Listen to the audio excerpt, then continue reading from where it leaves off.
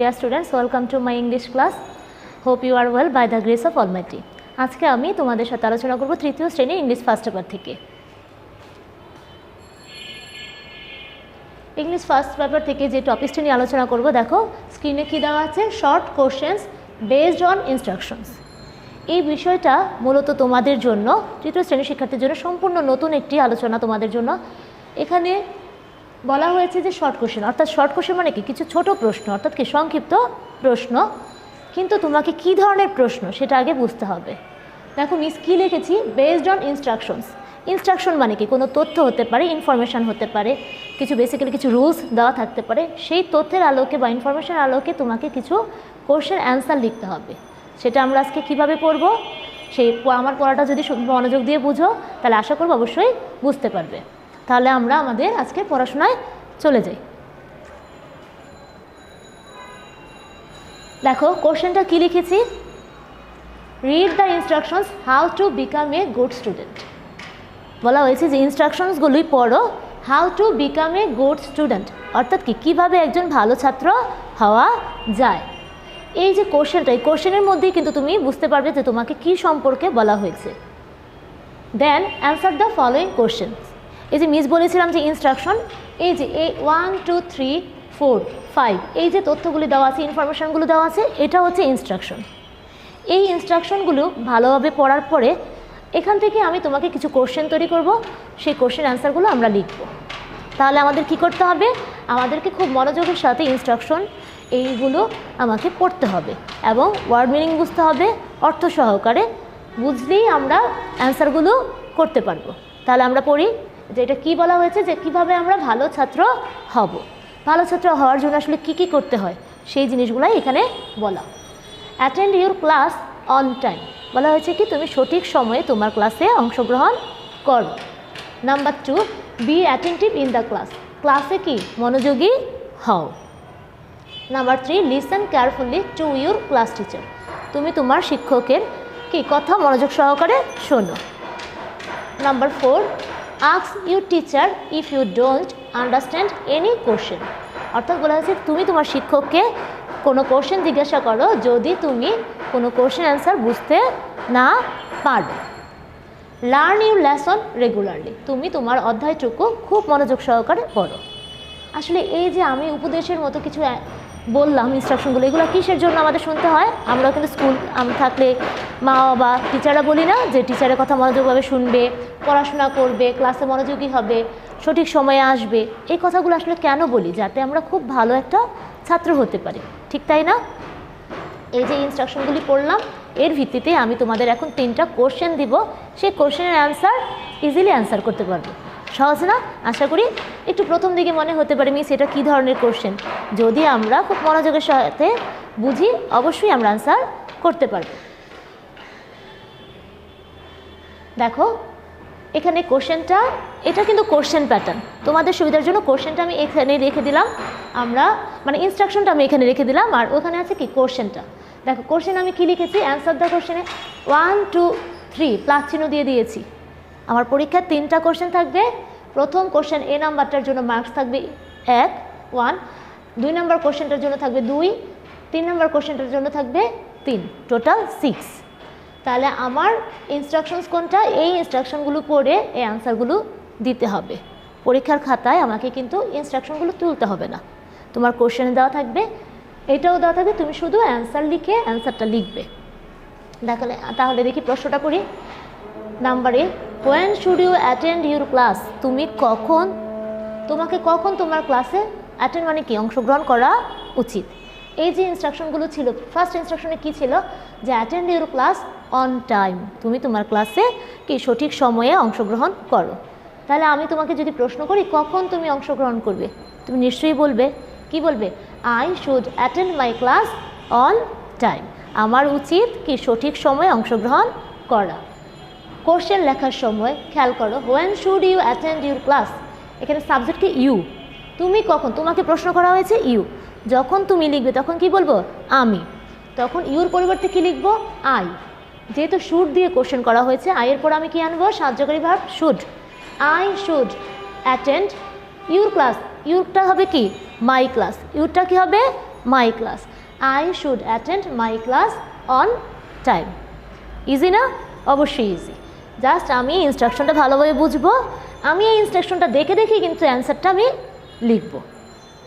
এটা ছিল কি ফার্স্ট কোশ্চেন। নেক্সট কোশ্চেন দেখি,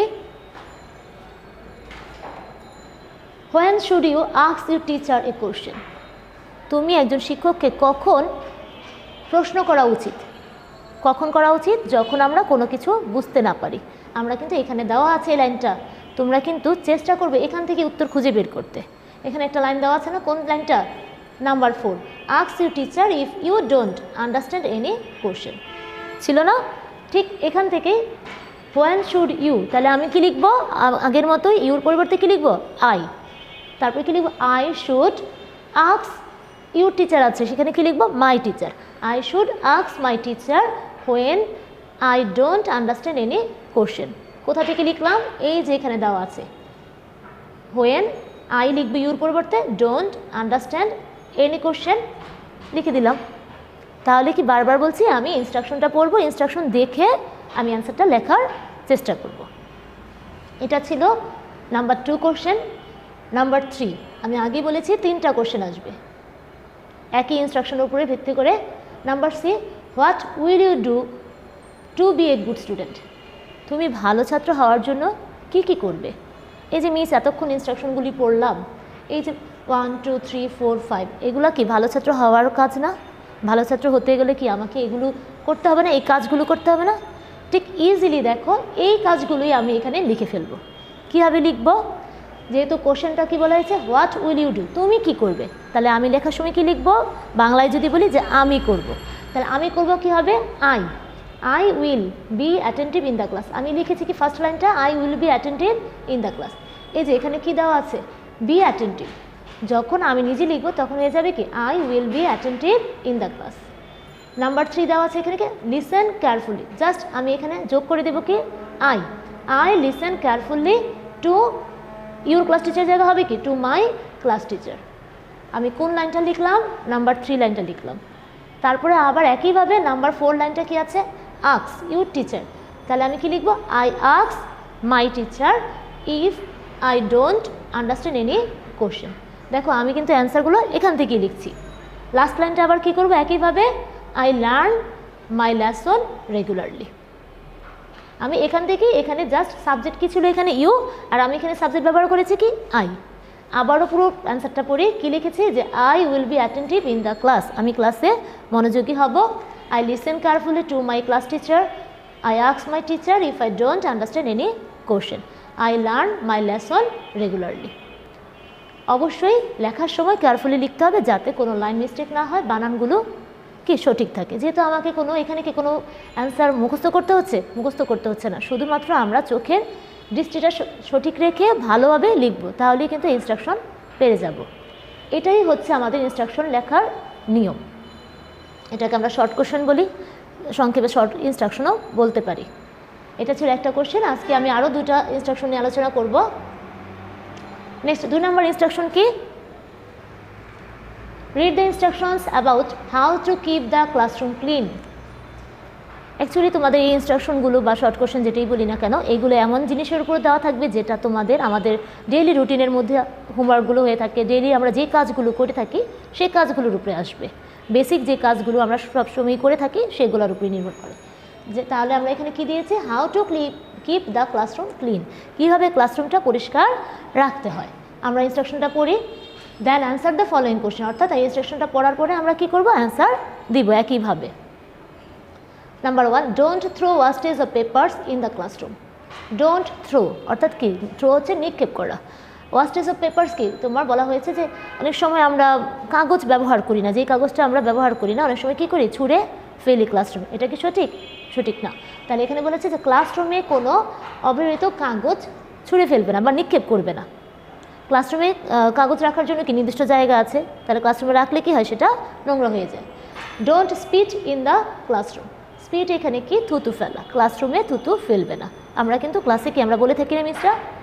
don't cough out in the classroom. ক্লাসরুমেও কি তুমি কাশি দিবে না, কাশি দিবে কিন্তু কফ ফেলবে না, এরকম বোঝানো হয়েছে।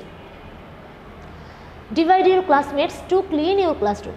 তুমি তোমার ক্লাসরুমটা পরিষ্কার করার জন্য কি তোমার সহপাঠীদের একটা গ্রুপ করতে পারো, যে এই 5 জন আমাদের ফার্স্ট বেঞ্চগুলো পরিষ্কার করবে, এই 5 জন পিছনের বেঞ্চগুলো পরিষ্কার করবে। পরিষ্কার করা বলতে কি, তোমরা তো আর টোটালি পরিষ্কার করবে না, যাতে পরিষ্কার থাকে। আমরা যেন আমরা নিজেদের ব্যবহৃত যে জিনিসপত্রগুলো, অনেক সময় পেন্সিল শার্প করি, কাগজ ছিঁড়ি, সেগুলো যেন স্কুলের বেঞ্চের নিচে না থাকে, সেটা অ্যালার্ট হওয়া। 5 নাম্বার কি, কিপ ইউর সিট ক্লিন, তুমি তোমার সিটটা পরিষ্কার রাখো, মানে নিজের বেঞ্চটা সিট পরিষ্কার রাখো। অর্থাৎ আমরা পড়লাম যে কিভাবে ক্লাসরুমটাকে ক্লিন রাখা যায়। একইভাবে এই ইনস্ট্রাকশনের ভিত্তিতে আমরা আরও কী করব, 3টা কোশ্চেন নিয়ে আলোচনা করব। কোশ্চেন প্রথম কী দেওয়া আছে দেখো, which things should you not throw in the classroom. ক্লাসরুমে কী নিক্ষেপ করা উচিত নয়, কি বলেছি, হুইচ থিংস মানে কোন জিনিসটা নিক্ষেপ করা উচিত নয়। তাহলে শুড ইউ নট, তাহলে সাবজেক্ট কি এখানে ছিল কোশ্চেনে, ইউ, আমি লেখার সময় কি হয়ে যাবে, আই, তাহলে আসবে কি, I should not throw wastage of papers in the classroom. দেখো আমি কিন্তু কোশ্চেন থেকেই লিখতেছি পুরো বাক্যটা, শুধুমাত্র আমার মূল অ্যান্সারটা কি, ওয়াস্টেজ অফ পেপারস। আবারও বলি, কী হবে, ইউর পরিবর্তে হবে আই, শুড বসাবো, I should not throw wastage of papers কোথায়, ইন দ্য ক্লাসরুম। আশা করি খুব মনোযোগের সাথে কি ক্লাসগুলো তোমরা সবাই দেখছো, এবং কি অবশ্যই আমার এই ক্লাসগুলো দেখার পরে প্রশ্নগুলো খাতায় লিখে ফেলবে। Number B, which works of yours can spread the disease. দেখো বলা হয়েছে কি, কোন কাজটা তোমার, হুইচ ওয়ার্কস অফ ইউর্স, তোমাদের কোন কাজটা, ক্যান স্প্রেড দ্য ডিজিজ, যে তোমার রোগ ছড়াতে পারে। হয় না অনেক কিছু, অনেক কাজগুলো যে রোগ ছড়াতে পারে, কোন কাজটা আমরা কিন্তু আগেই বলেছিলাম যে ক্লাসরুমে কি থুতু ফেলবো না, কফ ফেলবো না, তাতে কি হয়, আমার এই রোগ জীবাণুটা আরেকজনের কাছে সংক্রমিত হতে পারে। ঠিক এখানে বলা হয়েছে, এই কোশ্চেনটা একটু ঘুরিয়ে লিখতে হবে, যে কী বলা হয়েছে, স্পিটিং অ্যান্ড কফিং ক্যান স্প্রেড দ্য ডিজিজ।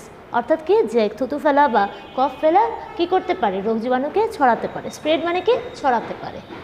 অর্থাৎ এখানে কি ছিল, এখানে তোমার ইনস্ট্রাকশনের মধ্যেই কিন্তু দেওয়া আছে এই তথ্যগুলো, যে আমরা করবো, যে স্পিড থেকে আসবো কি, স্পিটিং, অ্যান্ড কফ থেকে আসছে কি, অ্যান্ড কফিং ক্যান স্প্রেড দ্য ডিজিজ।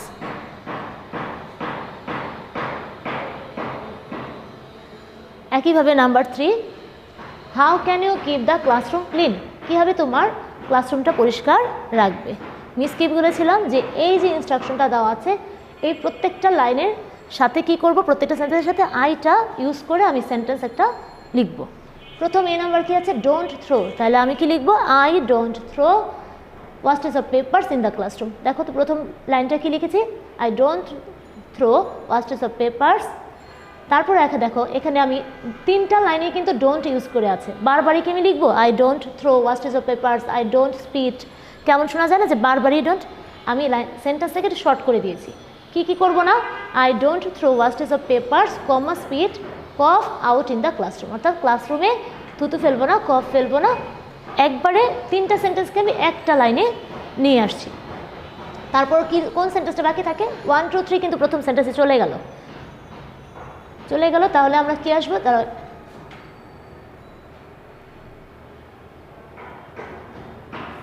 দেখো কি বলেছি, যে I don't throw wastage of papers, spit, cough out in the classroom. বাকি আছে কি 4 number line, divide your classmates to clean your classroom. তোমার ক্লাসরুমটাকে তোমার সহপাঠীদের তোমরা বিভক্ত করো কাজের সুবিধার জন্য। তাহলে এই লাইনটা আবার কি লিখবো, I divide my classmates to clean my classroom. Number 5 কি আছে, কিপ ইউর সিট ক্লিন, তাহলে কি লিখবো, I keep my seat clean. ঠিক আছে, জাস্ট ইনস্ট্রাকশনটা পড়ে আমরা সেখানে আই ইউজ করে একটা ফুল সেন্টেন্স লিখব। আরেকটি ইনস্ট্রাকশন নিয়ে আলোচনা করব। দেখো এখানে কি প্রশ্নটা, আমাকে অবশ্যই প্রশ্নটা আগে বুঝতে হবে যে আসলে মিস কী নিয়ে আলোচনা করছি, ইনস্ট্রাকশনের টপিক্সটা কী। Read the instructions how to sing the national anthem, যে কীভাবে জাতীয় সঙ্গীত কী হয়, কীভাবে জাতীয় সঙ্গীত গাইতে হয়। দেন অ্যান্সার দ্য কোশ্চেন। কী লিখেছি দেখো, স্ট্যান্ড ইন এ লাইন, অর্থাৎ কি, জাতীয় সঙ্গীতের সময় আমরা কি সারিবদ্ধভাবে দাঁড়িয়ে যাই না। প্লিজ ডোন্ট টক, যে কি কথা বলো না, অবশ্যই বলি জাতীয় সঙ্গীতের সাথে কথা বলবে না। Listen to the national anthem, জাতীয় সঙ্গীত কি মনোযোগ দিয়ে শোনো। সিং দ্য সং, গানটা গাও। এটা কি আমাদের জাতীয় সঙ্গীত গাওয়ার প্রসেসটা। ইনস্ট্রাকশনস মানেই হচ্ছে তোমার কিছু রুলস বা প্রসেস। তাহলে এই আলোকে আবারও আমরা 3টা কোশ্চেন পড়ব। Answer the following question. First question, how should you stand? আমরা ইনস্ট্রাকশন পড়ে ফেলেছি যে কিভাবে আমাদের দাঁড়ানো উচিত।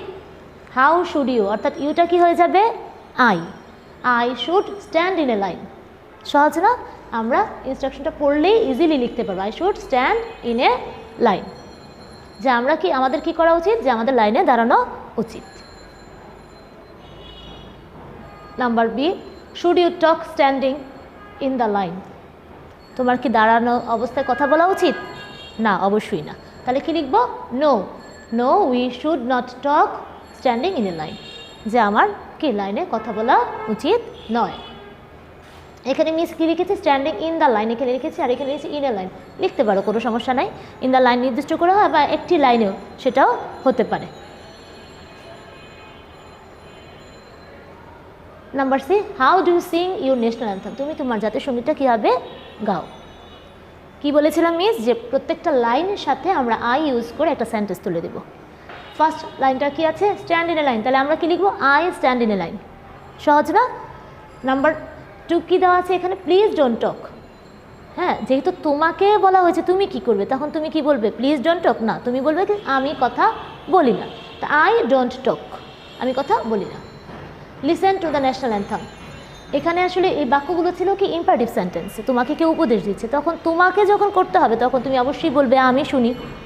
I listen to the national anthem, আমি জাতীয় সঙ্গীতটা কি শুনি। সিং দ্য সং, তোমাকে বলা হয়েছিল গান গাও, আর তুমি যখন গান গাও লিখবে তখন কি লিখবে? I sing the song. তাহলে কি হলো, আজকে আমরা কি নিয়ে আলোচনা করলাম? আমরা এতক্ষণ ইনস্ট্রাকশনগুলো নিয়ে আলোচনা করলাম। আমি তোমাদের 3টা ইনস্ট্রাকশন নিয়ে আলোচনা করেছি। আশা করি ক্লাস যদি খুব মনোযোগের সাথে দেখো, অবশ্যই ইনস্ট্রাকশনগুলো যেহেতু তোমাদের নতুন, বারবার পড়াটা দেখবে, বাসায় লিখবে, তাহলে আস্তে আস্তে যখন দেখবে যে তুমি না দেখে লিখতে পারছো, তখন ইজিলি তোমার ক্যাচ হয়ে যাবে মেমোরিতে, তখন বুঝতে পারবে যে আসলে ইনস্ট্রাকশন লেখার নিয়মটা কী। তাহলে আরেকটি ক্লাসে আবার দেখা হবে ইনস্ট্রাকশন নিয়ে বা অন্য কোনো টপিকস নিয়ে। এ পর্যন্ত সবাই বাসায় ভালো থাকো এবং মা বাবার কথা শুনবে, পড়াশোনা করবে।